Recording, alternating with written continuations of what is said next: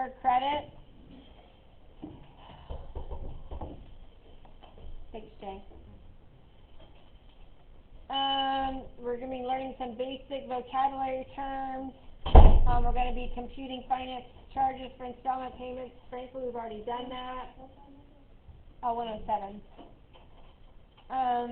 What do you need to know before using credit? So there's 2 bullet points. Is credit considered paying now or paying later? What do you guys think? Paying later, yes. It might not be all of it later, but paying some of the amount that the item costs later. No, we're not writing this down. We're just talking right now. Are there any advantages to using credit and owing money? What do y'all think? Are there any advantages to using credit and owing money? Steve says no. Maxwell? If you pay back credit, loans, credit cards, anything like that, but you have to pay it back on time, right?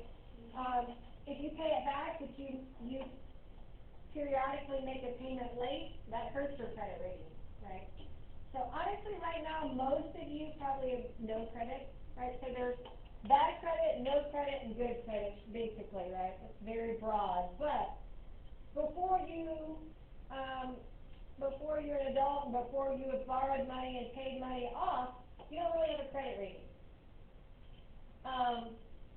Once you start borrowing money and paying it back on time or even early, then your credit rating starts rising, right? If you have and it doesn't take much, a couple of payments here and there where you pay something back late, that will start to knock your credit rating down, right? So it's super important.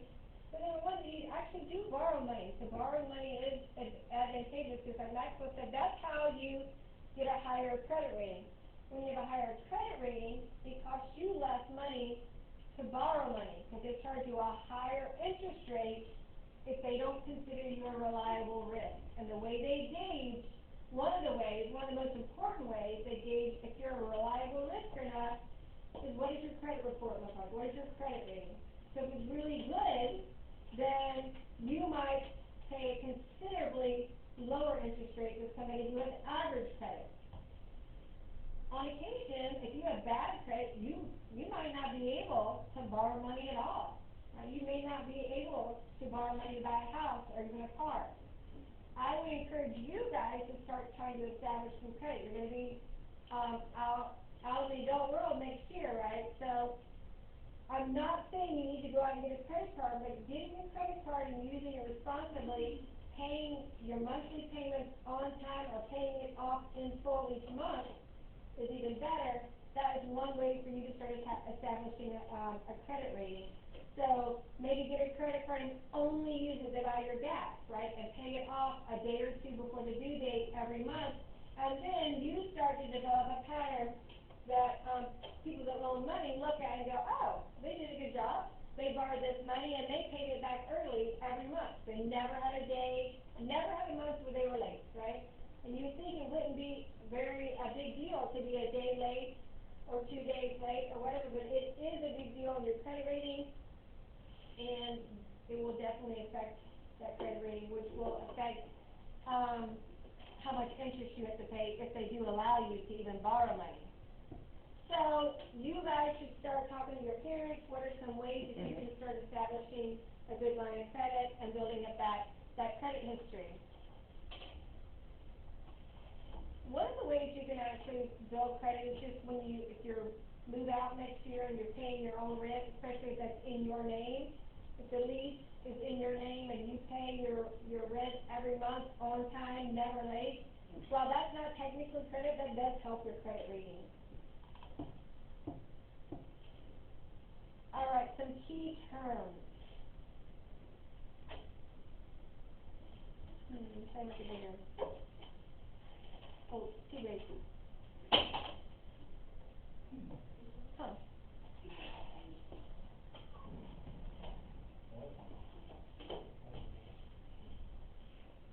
All right, so credit refers to buying something that you're not paying for at the time of purchase. So you're technically buying it, but you're not paying for it, which sounds kind of counterintuitive, right? You think buying for something means paying for it. We're going to take possession of it. They're charging, they're telling us how much it's going to cost.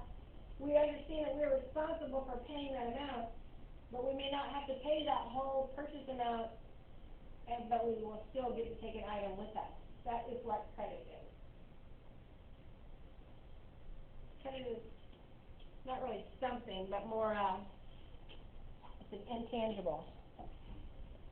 A creditor is a person that extends credit to you, and that means they loan you money or allow you to pay for items, take items home, and pay for them in installments or over time. People that borrow money are called debtors. It doesn't sound like a really good name. It just means you borrowed money or you're paying for something over time. So when I bought my house, I was a debtor. The bank was my creditor. Sorry? I think so. What's that? Really? I thought it was pretty neat. I've seen your handwriting, Chica. My handwriting is way better than that. Is it? I'm just teasing you. I don't actually remember what your handwriting sounds like or looks like. It could be Miss McNair's handwriting. They worked on this course last year together. All right, and interest and finance charge. We've talked a lot about what interest is, and finance charge is basically another way to refer to interest. A finance charge may not be computed exactly the same way, but in essence, it's a fee you pay when you don't pay for something immediately, or you pay for it over time. The fee charged an installment buyer when paying for a purchase / service over time.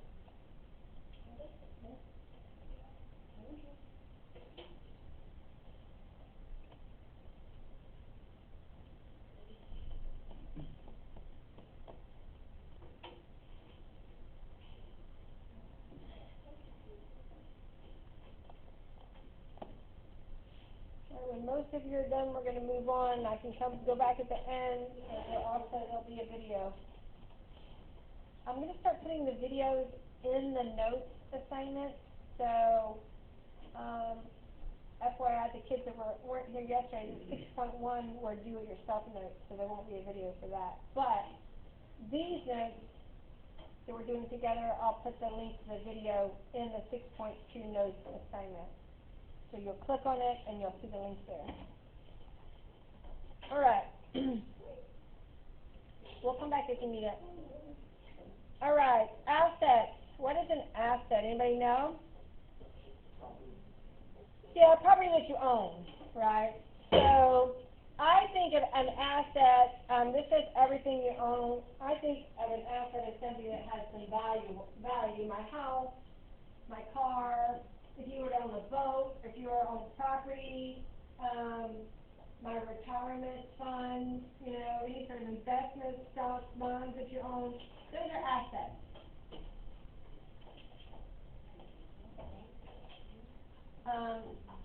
Everything we own, that would include my clothes that I don't think most people would find value in. But now if you had a high-end designer clothes or shoes or jewelry, fine jewelry, those could be considered assets. Maxwell?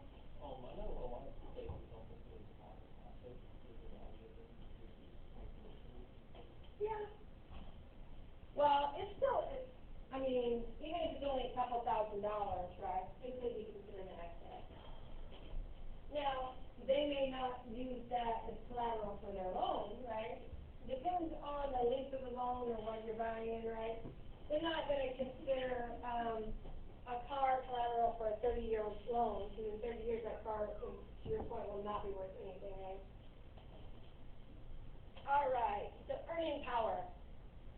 The person's ability to earn money now and in the future.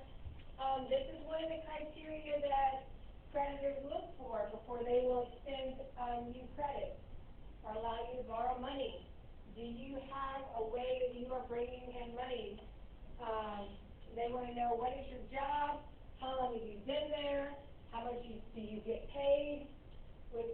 like that's your own personal business, which it is, but if you wanna borrow money, or her credit extended to you, you do have to let them know, that you are financially stable and you can pay back, whatever, credit or money they loan you.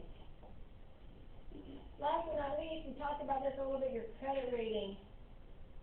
So your credit rating is actually a number. I think it's usually between like 500 and 900 typically, where 500 would not be very good. 900 would be, if it goes to 900, would be great. There are different organizations that will give you what we call credit rating or credit score. That's another way you may hear it as a credit score. And one organization might rate your credit rating one numerical value. A different credit rating organization might give you a different score, but they won't be far off. They use the same criteria, basically. So I cannot stress enough how important it is for you to have a good credit score, a good credit rating, and to start developing your own good credit rating. We all, at some point in our lives, are going to want to borrow money, whether it's to buy a house or a car or something like that. Even people that don't need the money sometimes, that have a ton of money, they still borrow money if they want to buy a house or things like that, because very often they can earn more money by loaning their money out to other people than they have to pay or buy anything. I would not know. I do not fall into that category. I will go back at the end. All right.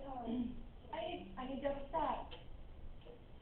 All right, a word bank for this one. There's 4 words at the top. Each blank. One is going to be installment payment, one's deferred payment, one's a layaway plan, and one is a down payment. Can we guess? Well, let's read it first and then make an educated guess. Okay. So read it to yourself, then look at your 4 words and tell me what you think number 1 is, if that's what you want to do.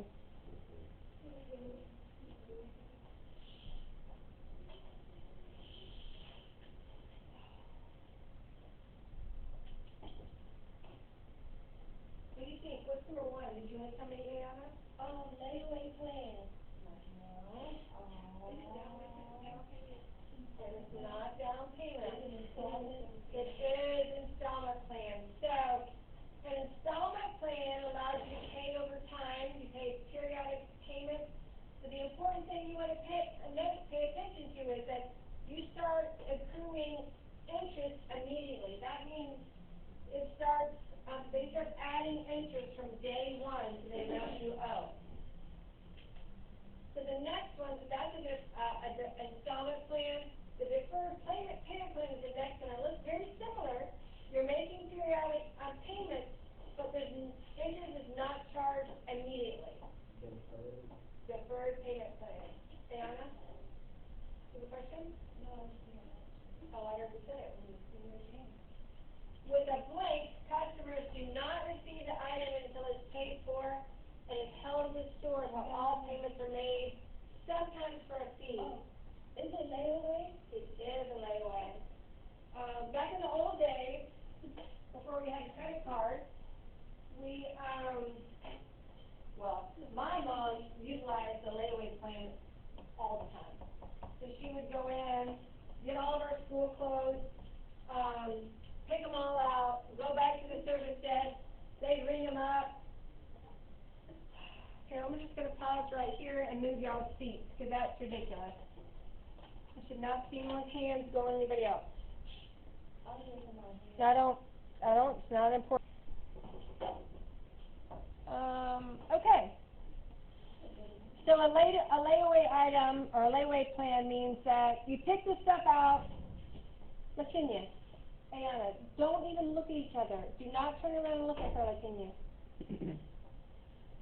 No, no. All right, a layaway plan. You pick out your things, they ring it up, they hold it for you, and you come in and make weekly payments on it. Once you pay it all off, then you get your items.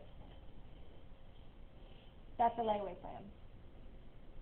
The upfront part of a purchase made using a loan or credit is called a down payment. So there's some types of credit you're not going to have a down payment on, like a credit card, things like that. But anytime you have a mortgage or you buy a car, you don't always have to have a down payment on a car, but on a mortgage, almost always you do. So you'll pay a fraction or a percent of the sum of the price of the item, and then you start making payments on the rest. Go ahead and read example 1 to yourself.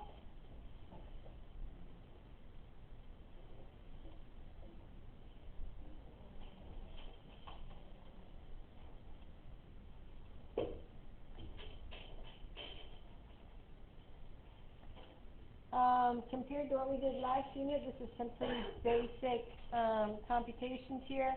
Heather wants to purchase an electric guitar, and the price of the guitar with tax is $2,240. If she can save $90 per month, how long will it take her to save up for the guitar? Well, we could take the price and divide by the amount she's going to pay each month, right? The way we have it set up here is we wrote an equation. $90 times X, where X is the number of months. That's going to equal what she needs to be able to purchase the guitar. This is not her buying the guitar on credit. This is her saving the money and then going to purchase the car. How long would it take her to save the money? Well, if we divide both sides by 90 here, solve this equation for X, where X is the number of months, it would take her almost 25 months. We would say approximately 2 years and 1 month, Jonathan. So for the record, do you have to write everything I write to get credit if these get graded, right?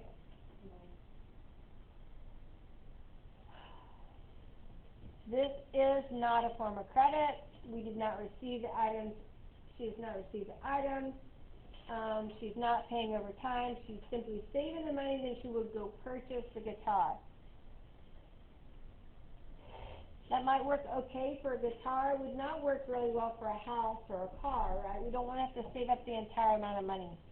So when would she get the car? Well, she'd have to wait till the entire balance was saved.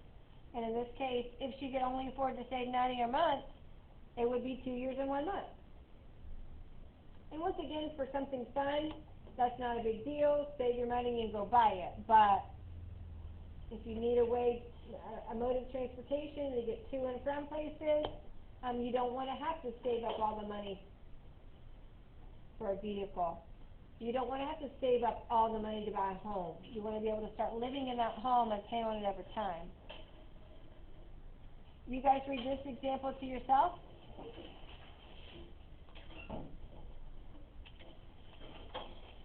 It's in your notes, so you can just read it from your paper.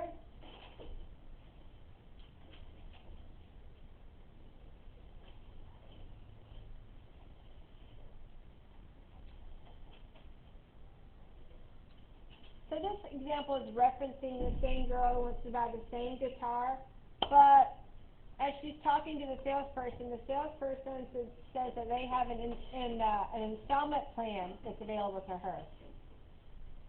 It requires her to pay 15% down, and then they would charge her a finance charge, and she's going to pay the rest of it back in monthly installments over 2 years. So anytime you have an installment plan, remember the loan amount or the amount you owe, you have to say how long you have to pay it back, and you have to have the interest rate.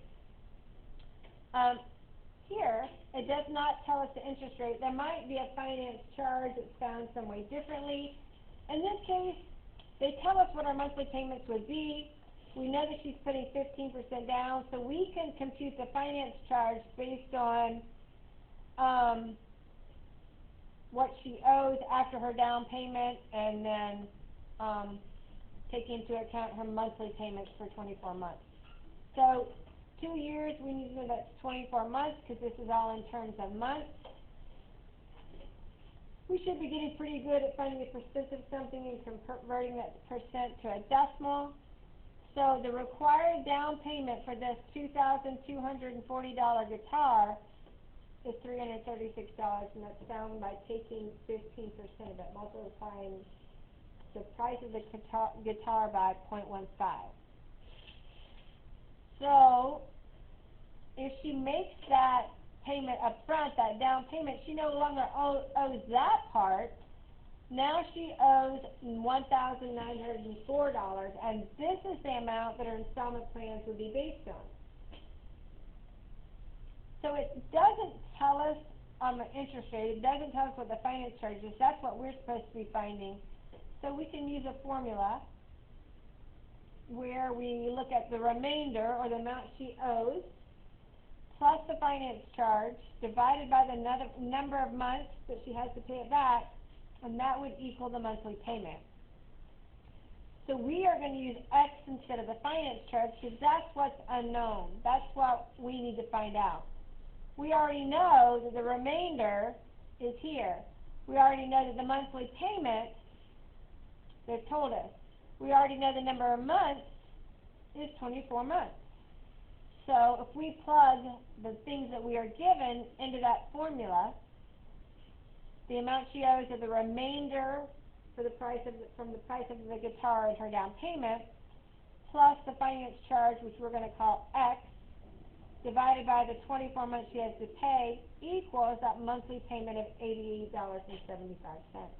So now we're just going to solve that equation. Multiply both sides by 24.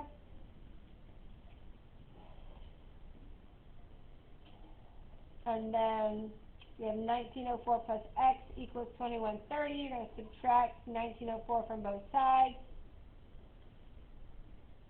So the amount she pays back is $226 more than she borrowed. That makes it $226 her finance charge.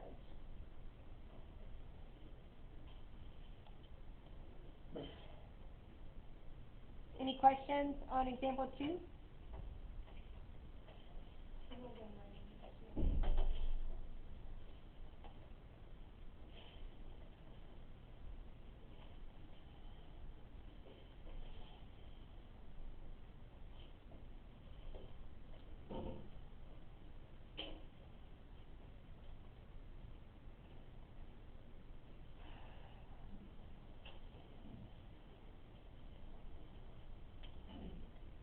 Alright, if you're not done, we'll come back at the end, or you can fast forward to the video and fill in.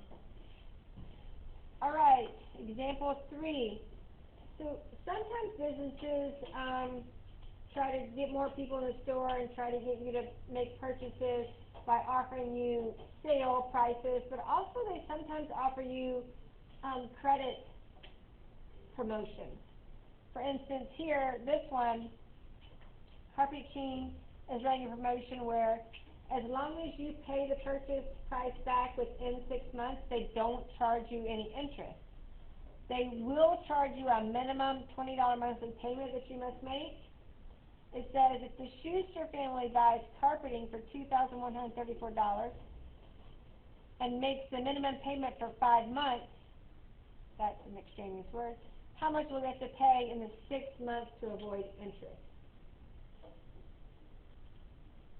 Well, if the price is $2,134, they're going to make 5 payments at $20 a piece. That's $100, right? We take that $100 from the balance or the price of the things that, the carpet that they purchased. That leaves $2,134 that they owe, and they would have to pay that back by the deadline of the 6 months in order to not have to pay interest. If they pay it back at 6 months and 1 day, then they will charge them interest for the entire 6 months. Does that make sense? Doesn't seem fair, but that's the deal. If they're loaning you money, you have to make sure that you are meeting the requirements that you agreed to when they gave you that credit, extended that credit to you. you guys read number 4 to yourself.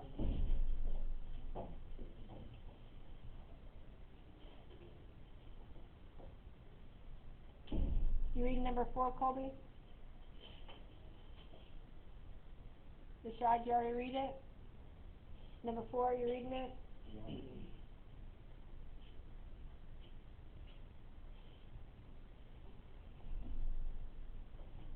Circuit Town is having a huge sale on large screen TVs. Anita purchased a 60-inch TV for $2,045.15, including sales tax. This purchase was made on a 6-month layaway plan. She had to pay a monthly payment of $361. What is the sum of the monthly payments, and what was the fee charged for the layaway plan? How many payments of $361 did she make? 6. So the sum of the monthly payments would be $2,166. That is more than the cost of the TV. So if we take the amount she paid minus the actual cost of the TV, that difference is the finance charge.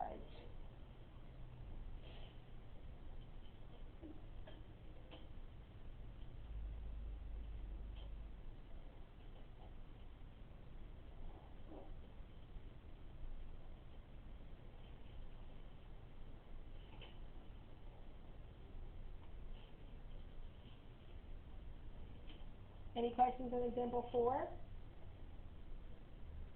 Alright. You guys go ahead and read this one to yourself. Let's see if there's enough time left, Stan. Give me 10 minutes left. More than 10 minutes left.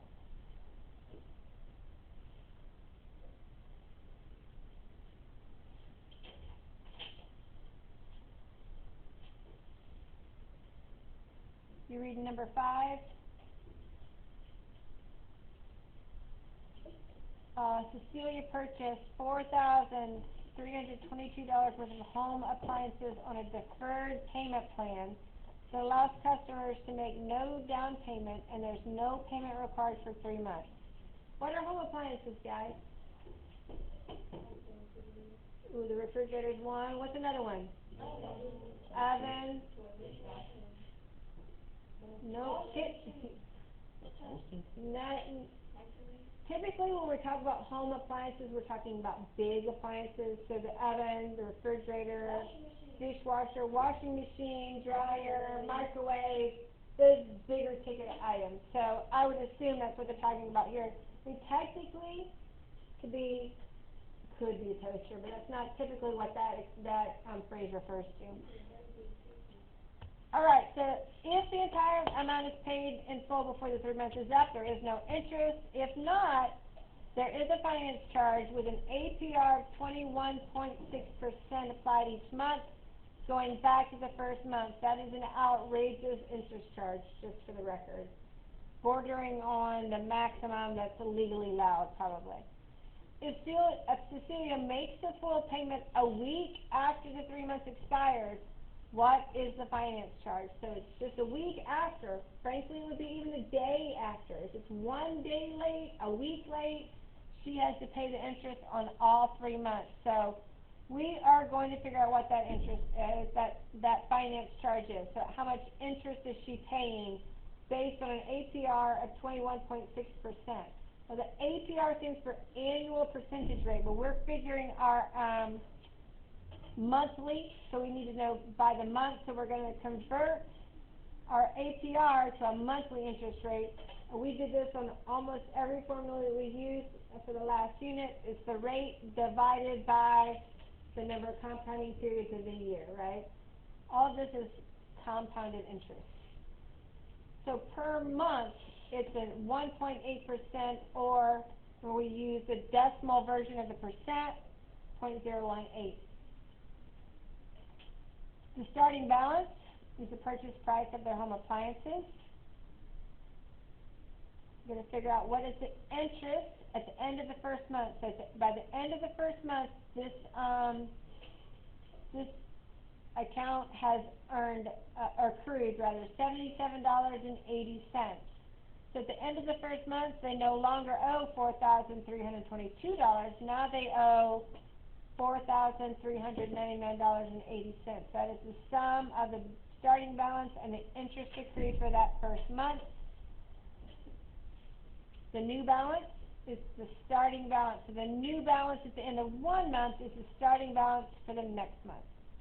And we do the same thing, but now instead of multiplying that monthly interest rate by the price of the items, it's the price of the items plus any interest accrued. So now at the end of the second month, we have to add $79.20 more to the amount that must be paid back. So it would be $4,479. And we're only doing it for 3 months, so this is our last one. The new balance at the end of second is the starting balance at the beginning of third. Same thing, different starting amount, because this one includes the interest from the first 2 months.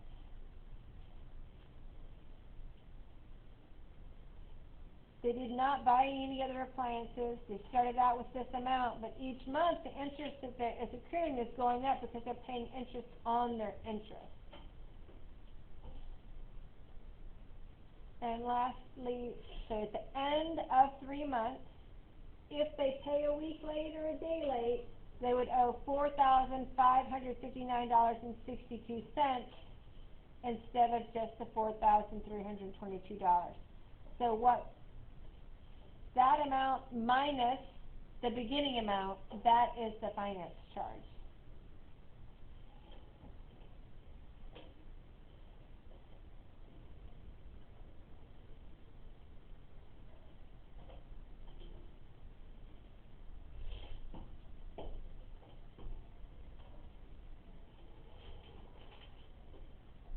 Did you guys want me to go back to another, Ayana? Do you have your hand raised? Yeah. What do you need?